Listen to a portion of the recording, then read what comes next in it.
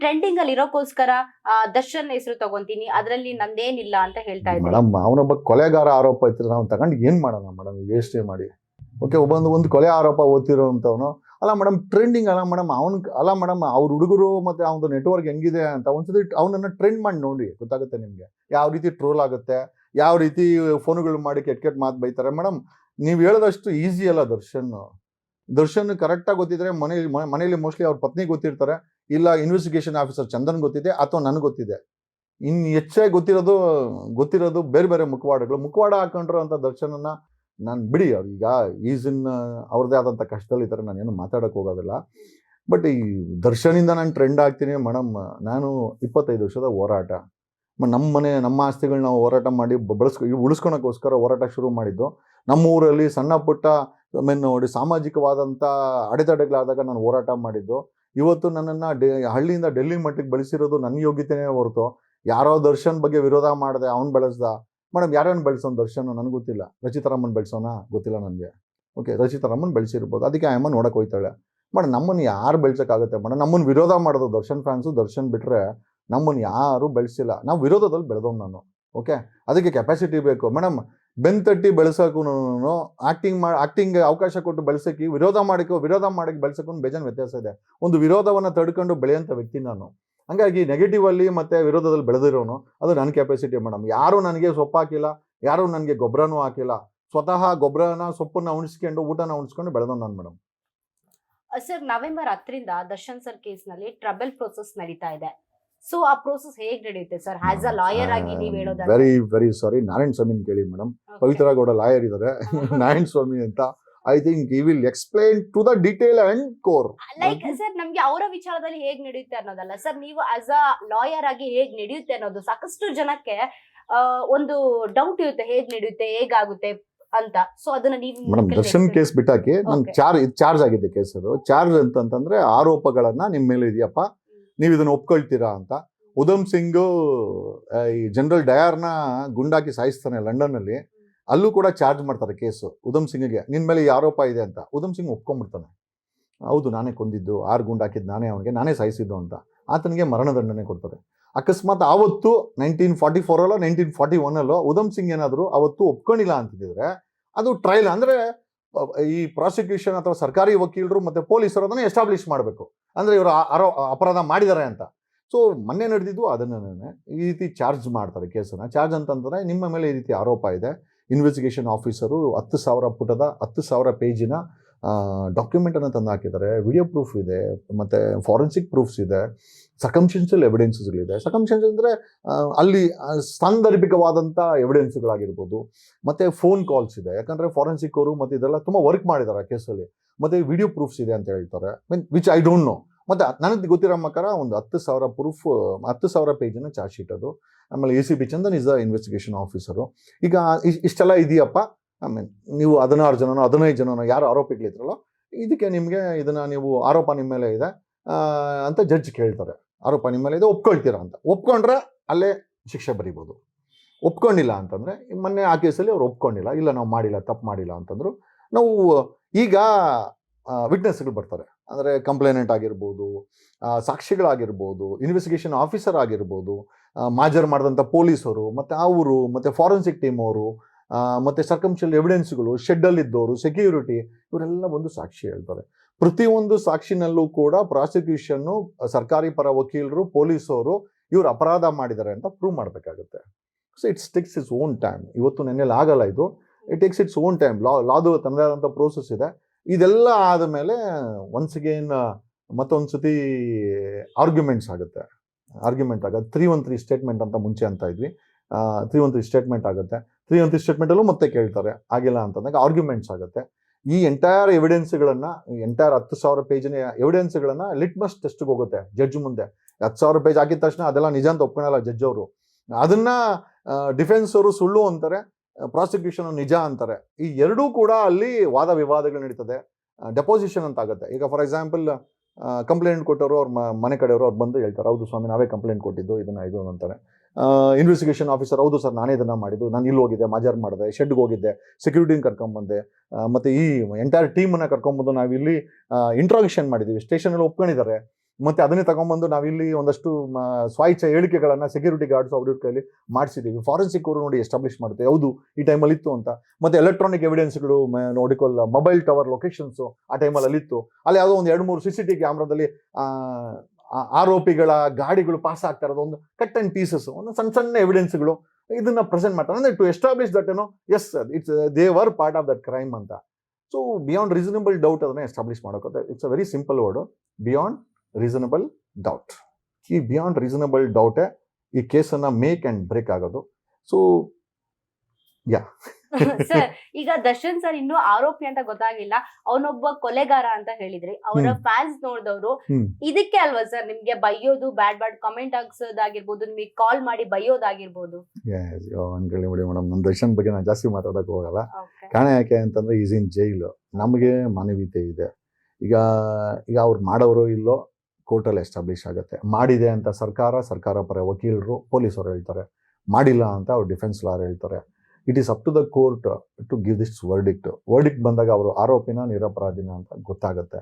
So ನಾನು ಯಾಕೆ ಅದನ್ನ ಹೇಳ್ಬೇಕು? ನಾನು ಕೊಲೆಗಾರ ಅಂತ ಹೇಳಿಲ್ಲ, ಕೊಲೆ ಆರೋಪ ಹೊತ್ತಿರುವಂಥ ವ್ಯಕ್ತಿ ಅಂತಂತಂದೆ. ಮೇಡಮ್, ಕೊಲೆ ಆರೋಪ ಇದೆ ಅಲ್ವಾ, ಮರ್ಡರ್ ಕೇಸ್ ಇದೆ ಅದ್ರ ಮೇಲೆ, ಹಾಗಾಗಿ ಆರೋಪ ಇದೆ. ಅದು ಅವ್ರ ಅಪರಾಧಿನ ಅಥವಾ ನಿರಪರಾಧಿನ ಅಂತ ತೀರ್ಮಾನ ಮಾಡೋಕ್ಕೆ ಕೋರ್ಟ್ ಇದೆ.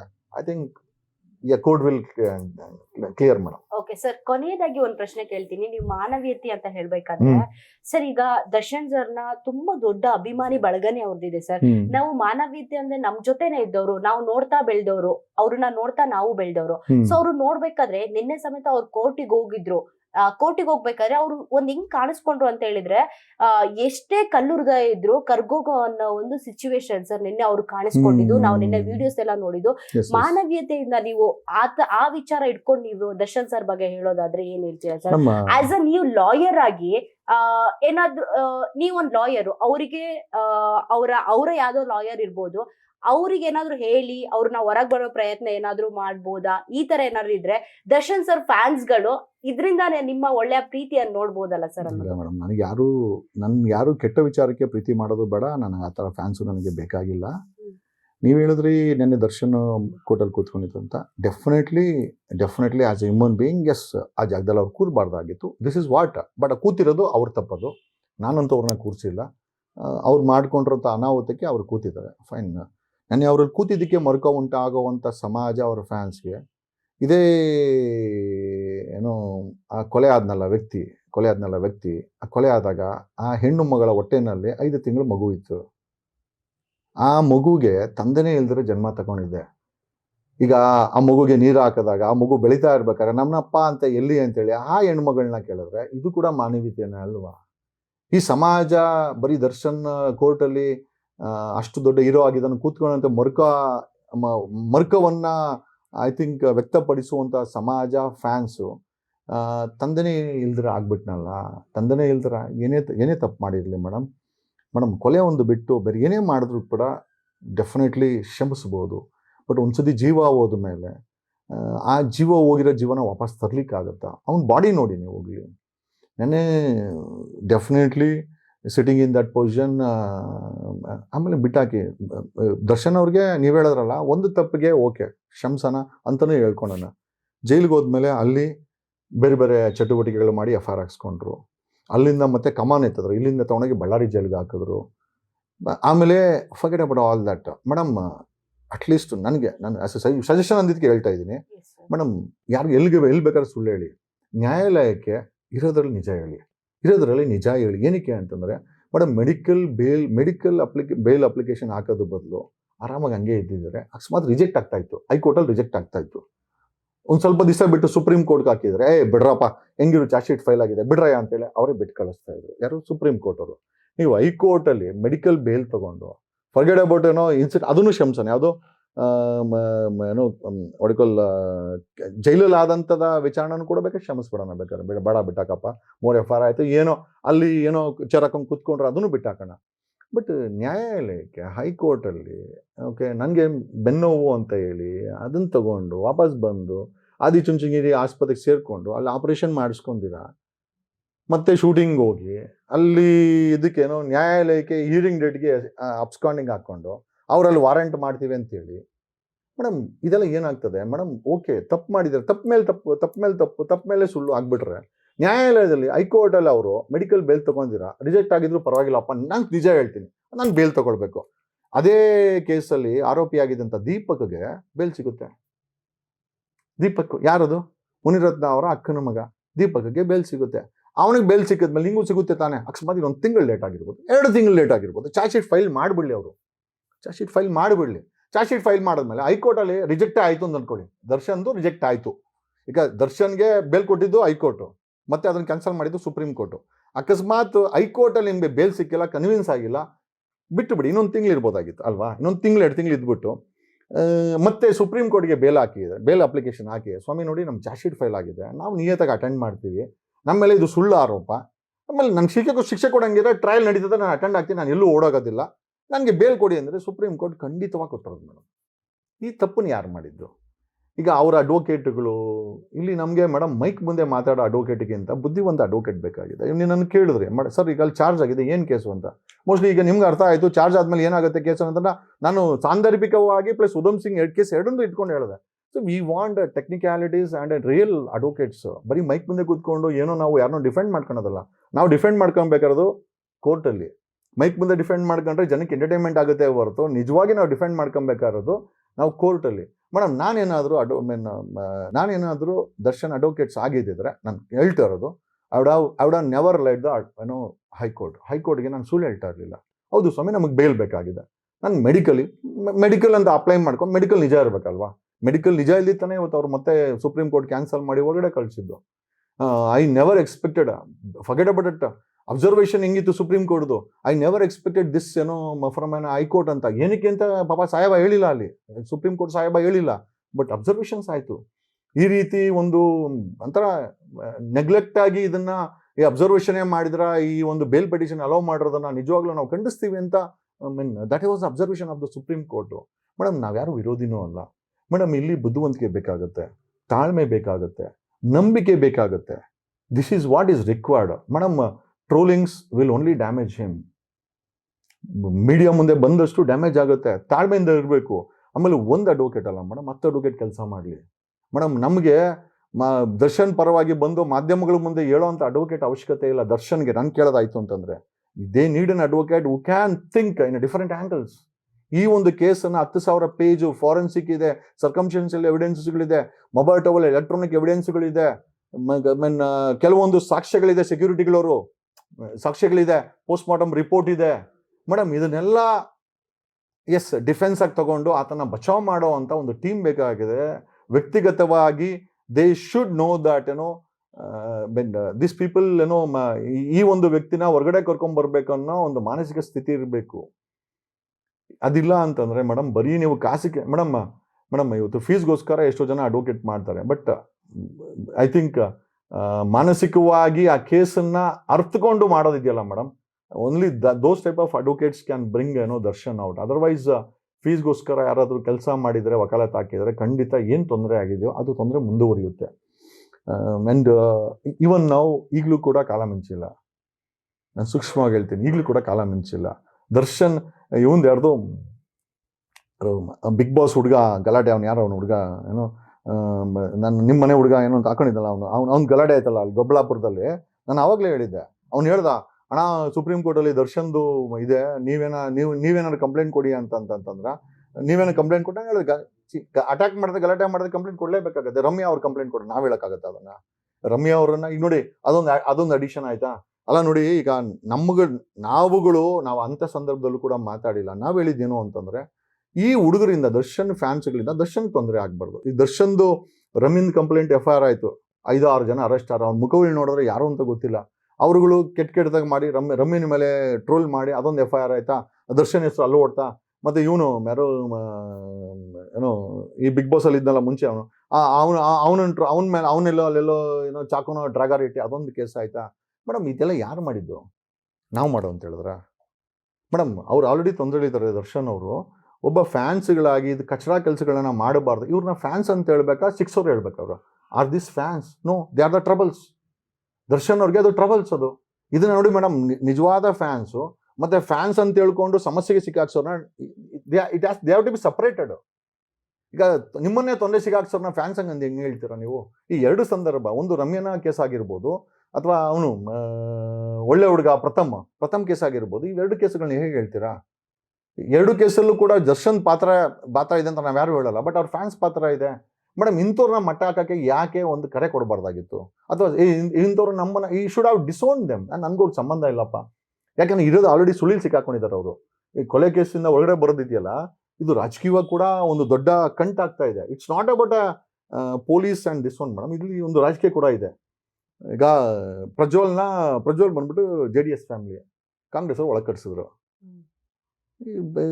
ದರ್ಶನ್ ಕಾಂಗ್ರೆಸ್ ಕೆಲಸ ಮಾಡಿದ್ದಾನೆ, ಯಾರು ಒಳಗೆ ಕಳಿಸ್ಬೋದು? ನೀವು ಯೋಚನೆ ಮಾಡ್ಕೊಳ್ಳಿ. ಈಗ ನಾನು ಆರೋಪ ಮಾಡ್ತಾ ಇಲ್ಲ, ಇದು I am just talking about a logic. ಈಗ ಪ್ರಜ್ವಲ್ ತಪ್ಪು ಮಾಡೋಣ ಬಿಟ್ಟು ಕೋರ್ಟ್ ಹೇಳಿದ್ಮೇಲೆ ನಾವು ಒಪ್ಕೊಳ್ಳೇಬೇಕು ಅವ್ನು ತಪ್ಪು ಮಾಡಿದಾನೆ ಅಂತ. ಈಗ ಒಬ್ಬೊಂದು JDS ಫ್ಯಾಮಿಲಿ MP ನ ಕಾಂಗ್ರೆಸ್ ಸರ್ಕಾರದಲ್ಲಿ ಫಾಸ್ಟ್ ಟ್ರ್ಯಾಕ್ ಕೋರ್ಟನ್ನ 9 ತಿಂಗಳಲ್ಲಿ ಕನ್ವಿಕ್ಷನ್ ಕೊಡಿಸ್ತಾರೆ ಅಂತಂದ್ರೆ JDS ಅವರು ಈ ವಿಕೆಟ್ ಏನ್ ಮಾಡ್ಬೋದು? ನೀವು ಯೋಚನೆ ಮಾಡಿ. ಸೊ ರಾಜಕೀಯ ನಂಟು ಕೂಡ ಇದೆ. ಹಂಗಾಗಿ ಐ ಥಿಂಕ್ ಇವತ್ತು ರಾಜಕೀಯ ಮಾತಾಡೋದು ಅವಶ್ಯಕತೆ ಇಲ್ಲ, ಬಟ್ ರಾಜಕೀಯದಿಂದ ಹೊರಗಡೆ ಬಂದು ಆ ಕೇಸಿಂದ ಹೊರಗಡೆ ಬರೋಕ್ಕೆ ಒಂದು ಪ್ರಾಮಾಣಿಕ ಪ್ರಯತ್ನ ಅವರೇ ಬೀಳಬೇಕು madam. And you should have good lawyers.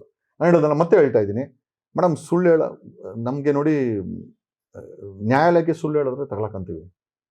ಈಗ ನ್ಯಾಯಾಲಯಕ್ಕೆ ನನಗೆ ಬೆನ್ನೋವಿದೆ, ನಾನು ಆಪರೇಷನ್ ಅಂತ ಸುಳ್ಳು ಹೇಳಿಬಿಟ್ಟು ಬೇಲ್ ತೊಗೊಂಬಂದ್ರೆ ಮೇಡಮ್ ತಗೊಳಕೊಂಡಿದ್ದಲ್ಲಿ ಸುಪ್ರೀಂ ಕೋರ್ಟಲ್ಲಿ ತಗೊಳಕೊಂತಿದ್ದು ಕೇಸ್ ಇದು ಮೇಡಮ್. ನಾವು ಹೇಳಿದ್ವ ಇದನ್ನು? ಪ್ರಥಮ್ ಮೇಲೆ ಗಲಾಟೆ ಮಾಡುವಂಥ ಡ್ರ್ಯಾಗರ್ ಇಕ್ಕು ಅಂತ ನಾವು ಹೇಳಿದ್ವಾ? ಮತ್ತು ರಮ್ಯನಿಗೆ ಟ್ರೋಲ್ ಮಾಡೋಂಥ ನಾವು ಹೇಳಿದ್ವಾ? Madam we may not be, ನಾವು ಅವ್ರನ್ನ ಹೊಗಳ್ದಿರಿರ್ಬೋದು ದರ್ಶನ್ಗೆ, but definitely I have seen his movies also. ನಾನು ಡ್ಯಾನ್ಸ್ ಕರ್ನಾಟಕ ಡ್ಯಾನ್ಸಲ್ಲಿ ಇನ್ಫ್ಯಾಕ್ಟ್ ಅವರು Jaggu coming that is what the gave. ನಾನು ಕೊಟ್ಟಿಲ್ಲ ಸ್ಕ್ರಿಪ್ಟ್, ಅದು it was a script given by the Zee TV. I liked it. He has done a very good job. ಅವರ ಸಿನಿಮಾಗಳನ್ನು ಒಂದಷ್ಟು ನಾನು ಕೂಡ ಕಟ್ ಆ್ಯಂಡ್ ಪೀಸಸ್ ನೋಡಿದ್ದೀನಿ, ಫುಲ್ ನೋಡಿಲ್ಲ ಅಂದರೂ ಕೂಡ ಒಂದು ಸಣ್ಣ ಹಾಡುಗಳು ಅದು ಇದು ನೋಡಿದ್ದೀನಿ. Is A very good artist madam. ನಾವು ಬೆಳೆದಂಗೆಲ್ಲ ಮೇಡಮ್ ನಮಗೆ ನಮ್ಮ ಅಹಮ್ಮು ಮತ್ತು ನಮ್ಮ ಘನತೆ ಗೌರವ, ನಾನು ಅದನ್ನೇ ಪದೇ ಹೇಳ್ತೀನಿ. ಮನೆಗೆ ಹೋಗು ಕಣ, ಪಕ್ಕದ ಮನೆಗೆ ಹೋಗ್ಬೇಡ, ಸ್ಟಾರ್ ಹೋಟ್ಲಿಗೆ ಹೋಗು, ಶೆಡ್ಗೆ ಹೋಗ್ಬೇಡ. ಮೇಡಮ್ ತಪ್ಪೇನಿದೆ? I am asking him to be polite to is own standards. Own standard star ಹೋಟ್ಲಿಗೆ ಹೋಗ್ಬೇಕು, ನಾನು ಶೆಡ್ಗೆ ಹೋಗ್ತೀನಿ ಅಂತಾನೆ. ಮನೆಗೆ ಹೋಗೋ, ಇಲ್ಲ ಬರೋ ಪಕ್ಕದ ಮನೆಗೆ ಹೋಗ್ತೀನಿ. ಮೇಡಮ್ ಇದು ಯಾರ ಸಮಸ್ಯೆ? ಇದು ನಂದಿರಲ್ಲ ಮೇಡಮ್, ಇದು ನಾನು ಕೆಡ್ಸೋಕ್ಕಾಗತ್ತ ದರ್ಶನನ್ನ? ನಮ್ಗೆ ಆ ಕೆಪಾಸಿಟಿ ಆದರೂ ಇದೆಯಾ? I am no wear concerned. ಆಮೇಲೆ ಈ ಫ್ಯಾನ್ಸಲ್ಲಿ ಮೇಡಮ್ ಒಂದಷ್ಟು ಕಚ್ಚಡಗಳಿರ್ತಾರೆ, ಒಂದು 10% ಕಚ್ಚಡಗಳಿರ್ತಾರೆ. ಈ ಕಚ್ಚಡಗಳು ದರ್ಶನ್ ಹೆಸರು ಹಾಳು ಮಾಡ್ತಾರೆ. 90% there are good fans. I definitely, ಯಾಕೆ ನಮ್ಮಲ್ಲೂ ಫ್ಯಾನ್ಸ್ ಅಂತ ಹೇಳ್ಕೊಂಡು ನಮಗೂ ನಾನು ನೋಡಿದ್ದೀನಿ ಅದನ್ನು ಮೇಡಮ್. ದರ್ಶನ್ಗೆ ಈ 90% ನಿಜವಾದ ಫ್ಯಾನ್ಸನ್ನ ಕಾಪಾಡಿಕೊಂಡು ಈ 10% ಸಪ್ರೇಟ್ ಮಾಡಿಕೊಂಡ್ರೆ ಐ ಆಮ್ ಶ್ಯೂರ್ ಡೆಫಿನೆಟ್ಲಿ ಅವರೆಲ್ಲ ಸಮಸ್ಯೆಗಳಿಂದ ಹೊರಗಡೆ ಬರ್ತಾರೆ ಅಂತ ನನಗನ್ಸುತ್ತೆ ಮೇಡಮ್. ಈಗ ಮತ್ತೆ ಬೇಲ್ ಕ್ಯಾನ್ಸಲ್ ಮಾಡಲಿಕ್ಕೆ ದರ್ಶನ್ ಹೈಕೋರ್ಟಲ್ಲಿ ಹೇಳಿದಂಥ ಈ ಮೆಡಿಕಲ್ ಏನಿದೆ ಅದೆಷ್ಟು ಕಾರಣನೋ, ರಮ್ಯಾ ಮತ್ತು ಈ ಪ್ರಥಮ್ ಕೇಸು ಕೂಡ ಅಷ್ಟೇ ಕಾರಣ ಇದೆ. ಓಕೆ, ಅದನ್ನು ಅರ್ಥ ಮಾಡ್ಕೊಂಡಿದ್ರಲ್ಲ ನನಗೆ ಗೊತ್ತಿಲ್ಲ. ನೀವು ಕೇಳಿದ್ದಕ್ಕೆ ಹೇಳ್ತಾ ಇದ್ದೀನಿ. ಅದರ್ವೈಸ್ ನಾನು ದರ್ಶನ್ ವಿಚಾರ ನಾನು ಮಾತಾಡ್ತಾನೆ ಇರಲಿಲ್ಲ. ಯಾಕಂದ್ರೆ ಮೇಡಮ್ ಹೊರಗಡೆ ಇದ್ದು ಅವ್ರೇನೋ ಪಾಡಿಗಿದ್ರೆ ಬೇಕಾದ್ರೆ ಮಾತಾಡಿದ್ರೆ ಸರಿ ಅನಿಸ್ಬೋದು. ಜೈಲಲ್ಲಿ ಕೂತ್ಕೊಂಡಿದ್ದಾಗ ಒಬ್ಬ ವ್ಯಕ್ತಿ ಬಗ್ಗೆ ನಾವು ಕೆಟ್ಟದಾಗ ಮಾತಾಡಿದಾಗ ನಮಗೆ ಅದು ಅನ್ಸಲ್ಲ. Because I am nowhere relate, ನಾನು ಅವ್ರ ಅಡ್ವೊಕೇಟ್ ಅಲ್ಲ, ಅಥವಾ ನನಗೆ ನಮ್ಮ ಆಸ್ತಿಯನ್ನು ದರ್ಶನ ಹಾಕೋಣಿಲ್ಲ. ಅಕಸ್ಮಾತ್ ಏನೋ ಒಂದು ಸಣ್ಣ ಪುಟ್ಟ ವಿಚಾರಕ್ಕೆ ಡಿಫ್ರೆನ್ಸ್ ಬಂತು, ಅದು ಬಿಟ್ಟರೆ ನನಗೇನೋ ಅವ್ರ ಮೇಲೆ ದ್ವೇಷನೂ ಇಲ್ಲ. I really don't have anything. ಒಂದು ಬೇಜಾರೇನು ಅಂತಂದರೆ ಇಷ್ಟೆಲ್ಲ ಭಗವಂತ ಎಲ್ಲ ಕೊಟ್ಟಿದ್ದಾನೆ, ಆದರೂ ಅದನ್ನು ಉಪಯೋಗಿಸ್ಕೊಳಕ್ಕೆ ಅವ್ರ ವ್ಯಕ್ತಿಗೆ ಬರ್ತಾ ಇಲ್ವಲ್ಲ. He has got everything. It's got everything. Money, shine, ಒಂದು ಸ್ಟಾರ್ಗಿರಿ, ದುಡ್ಡು, ಒಳ್ಳೆ ಅಡ್ವೊಕೇಟ್ನ ಹುಡ್ಕೊಂಡು ತಲೆ ಉಪಯೋಗಿಸ್ಕೊಳಕ್ಕೆ ನಿಂಗೆ ಬುದ್ಧಿ ಇಲ್ಲ ಅಂತಂದ್ರೆ ಮತ್ತೆ ತಲೆ ಸಗಣಿನ ಇದೆ ನಿನಗೆ. ಇಷ್ಟು ಹೇಳೋಲ್ಲ ಮೇಡಮ್, ಬೇರೆ ಏನಿಲ್ಲ. ಸರ್ ನೀವು ಹೇಳಿದ್ರಿ ದರ್ಶನ್ ಬಗ್ಗೆ ನಾನು ಮಾತಾಡಲ್ಲ, ಸೊ ನೀವು ಕೇಳಿದ್ಕೆ ಹೇಳಿದ್ರಿ ಅಂತ. ಸರ್ ನಾನು ಯಾಕೆ ದರ್ಶನ್ ಸರ್ ವಿಚಾರ ಕೇಳಿದೆ ಅಂತ ಹೇಳಿದ್ರೆ, ಆ ದರ್ಶನ್ ಸರ್ನ ನಾವು ಅವ್ರ ಫ್ಯಾನ್ ಆಗಿ ನೋಡಿದ್ದು ಹೆಚ್ಚು ಉಂಟು. ಸೊ ಅವ್ರು ನಿನ್ನೆ ನೋಡ್ಬೇಕಾದ್ರೆ ತುಂಬಾ ಬೇಜಾರಾಗುತ್ತೆ ಸರ್. ನಿನ್ನೆ ಅವ್ರನ್ನ ನೋಡಿದ ತಕ್ಷಣ ನಾನ್ ನಿಮ್ಗೆ ಕಾಲ್ ಮಾಡ್ತೀನಿ ಸರ್, ಅವ್ರಿಗೆ ಏನಾದ್ರು ಸಜೆಷನ್ ಮಾಡ್ಬೋದಾ, ಅವ್ರಿಗೆ ಏನಾದ್ರು ಹೇಳ್ಬೋದಾ, ಅದು ಕಾರಣಕ್ಕೆ ನಾನು ನಿಮ್ಮ ಹತ್ರ ಈಗಲೂ ಕೂಡ ಸಮಯ ಮಿಂಚಿಲ್ಲ ಮೇಡಮ್, ಈಗಲೂ ಕೂಡ ಸಮಯ ಮಿಂಚಿಲ್ಲ. Still there is a time for ದರ್ಶನ್ದು ಬರೀ ಕೇಸ್ ಅಲ್ಲ ಮೇಡಮ್, ಒಂದು ರಾಜಕೀಯ ತಿಕ್ಲಾಟ ಅದು. Okay, I am very frank on this. Okay madam, ಬೇರೆ ಯಾರನ್ನ ಕೇಳಿದ್ರೆ ಇಲ್ಲ ಅವನ ತಪ್ಪು ಮಾಡಿದಾನೆ ಅನ್ಭೋಗಿಸ್ಲಿ ಬಿಡಿ ಅಂತ ಹೇಳ್ತಾರೆ.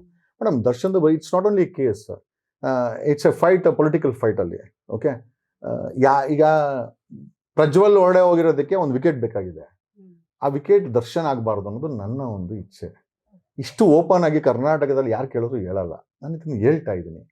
Okay and I don't know what terms he was with ಏನೋ ಮುನ್ರತ್ನ ಅವ್ರ ಜೊತೆ ಏನು ಟರ್ಮ್ಸಲ್ಲಿ ಇದ್ದಾರೆ ನನಗೆ ಗೊತ್ತಿಲ್ಲ. ಮುಂಚೆ ಏನು ಟರ್ಮ್ಸಲ್ಲಿ ಇದ್ದಾರೆ, ಈ ಏನು ಟರ್ಮ್ಸಲ್ಲಿ ಇದ್ದಾರೆ ಗೊತ್ತಿಲ್ಲ ನನಗೆ. ಇಫ್ ಅಟ್ ಆಲ್ ದರ್ಶನ ಬಚಾವ್ ಮಾಡ್ಬೋದು ಅಂತಂದರೆ ಒಬ್ಬದೇ ಒಬ್ಬ ವ್ಯಕ್ತಿ, ದಟ್ಸ್ ಮುನಿರತ್ನ. ಇಷ್ಟು ಹೇಳ್ಬಲ್ಲ ನಾನು. ಅದು ಯಾರು ಅಂತ MLA ಮುನಿರತ್ನ, ಅದನ್ನು ಹೇಳ್ತೀನಿ. ನಿಮ್ಮದೇ ಸ್ನೇಹಿತ MLA ಮುನಿರತ್ನ ಮನಸ್ಸು ಮಾಡಿದ್ರೆ ನಿಮ್ಮನ್ನು ಬಚಾವ್ ಮಾಡ್ಬೋದು. ಹೇಗೆ, ಯಾವ ರೀತಿ, ಅದು ನಿಮ್ಗೆ ಗೊತ್ತಿದೆ. ಸರ್ ಈಗ ಅವ್ರಿಗೆ ಗೊತ್ತಿಲ್ಲ ಅಂದ್ರೆ ನೀವು ಹೇಳೋಕೆ ರೆಡಿ ಇದ್ದೀರಾ ಸರ್ ಈ ವಿಚಾರನ? ನನಗೆ ಯಾಕೆ ಬೇಕು ಮೇಡಮ್, ನನಗೆ ಯಾಕೆ ಮೇಡಮ್, ಏನು how my related? First of all ನಾನು ಅವ್ರ ಲಾಯರ್ ಅಲ್ಲ, ನನ್ನ ಸಂಬಂಧಿ ಅಲ್ಲ, ಅವ್ರ ಫ್ಯಾನು ಅಲ್ಲ. ನಾನು ಐ ಹ್ಯಾವ್ ಮೈ ಓನ್ ಸ್ಟಾರ್ಗಿರಿ, I have my own life. ನೀವು ಕೇಳಿದ್ದಕ್ಕೆ ನಾನು ಹೇಳಿದೆ. ಯಾರು ಬಚಾವ್ ಮಾಡ್ಬೋದು ಅಂತ ಕೇಳಿದ್ರಲ್ಲ, MLA ಮುನಿರತ್ನ ಬಚಾವ್ ಮಾಡ್ಬೋದು. ಹೇಗೆ, ಅದು ಅವ್ರಿಗೆ ಗೊತ್ತಿದೆ. Super sir. ಮುನಿರತ್ನ ಅವ್ರಿಗೆ ಮೈಕಿಡಿ ಗೊತ್ತಾಗುತ್ತೆ. ಅಲ್ಲ ಕೇಳಿದಕ್ಕೆ ಸೊಲ್ಯೂಷನ್ ಆಲ್ಸೋ ಐ ಟೋಲ್ಡ್. ಈ ಸೊಲ್ಯೂಷನ್ ಯಾರು ಹೇಳಕ್ಕಾಗತ್ತೆ? ಈ ಸೊಲ್ಯೂಷನ್ ಯಾರು ಹೇಳಕ್ಕಾಗತ್ತೆ? MLA ಮುನಿರತ್ನ ಅವ್ರ ಮನಸ್ಸು ಮಾಡಿದ್ರೆ ದರ್ಶನ್ ಅವ್ರನ್ನ ಬಚಾವ್ ಮಾಡ್ಬೋದು. ಅವರೊಬ್ಬರೇ ಬಚಾವ್ ಮಾಡೋಕ್ಕಾಗೋದು. ಹೇಗೆ, ಯಾಕೆ, ಅದು ಅವ್ರಿಗೆ ಗೊತ್ತಿದೆ. ಹೇಗೆ, ಯಾಕೆ, ಇದೊಂದು ಕ್ವೆಶನ್ ಮಾರ್ಕ್ ಇದೆ. ಮುಂದಿನ ದಿನದಲ್ಲಿ ಇದು ಸೊಲ್ಯೂಷನ್ ಸಿಗ್ಲಂದ್ರೆ ಖಂಡಿತ ನಾನು ಇವ್ರನ್ನ ಹುಡುಕೊಂಡು ಯಾಕಂತ ಹೇಳಿದ್ರೆ ಫೀಸ್ ಹಂಗೆ 100 ಕೋಟಿ ಎತ್ಕೊಂಬಂದು ಹೆಂಗೆ ಬರೀ ಸೊಲ್ಯೂಷನ್ ಅಲ್ಲ, 100 ಕೋಟಿ ದುಡ್ಡು ಎತ್ಕೊಬೇಕಾಗತ್ತೆ ಫೀಸ್. ಯಾಕಂದ್ರೆ ಕೋಟಿ ಕೊಡ್ತಾರಲ್ಲ, ನಮಗೂ ಕೊಡ್ಲಿ ಅಂತ ಅಷ್ಟೇ. ಅಲ್ಲ ಈಗ ನೋಡಿ, ವಿತೌಟ್ ಫೀಸ್ ಇಷ್ಟನ್ನು ಹೇಳಿದ್ದೀನಿ, ಇನ್ನೇನು ಹೇಳಕ್ಕಾಗತ್ತೆ ನಮ್ಗೆ ವಿತೌಟ್ ಫೀಸ್. ಈಗ ನಿಮ್ಗೆ ಸೊಲ್ಯೂಷನ್ ಕೀ ಎಲ್ಲಿದೆ ಕೂಡ ಹೇಳಿದ್ದೀನಮ್ಮ, ಕೀ ಎಲ್ಲಿದೆ ಅಂತ ಕೂಡ ಹೇಳಿದೆ. It's only one man who can save Darshan. It's none other than MLA Munirathna ಅವರು. ಹೇಗೆ, ಏಕೆ, ಮುನಿರತ್ನ ಅವ್ರಿಗೂ ಗೊತ್ತು, ಅವ್ರಿಗೂ ಗೊತ್ತು.